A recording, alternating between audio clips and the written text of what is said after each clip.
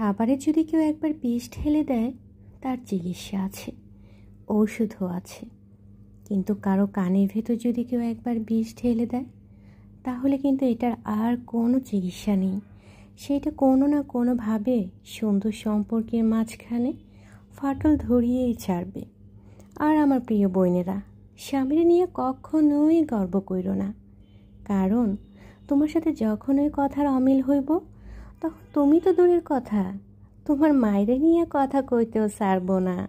আর তার পরিবার হইতেছে তার কাছে সবার আগে, এটা সব সময় মনে রাখো। আর তুমি তো পরের বাড়ি মাইয়া, তোমারে তার দরকার তখনই পড়বে যখন তার প্রয়োজন পড়বে।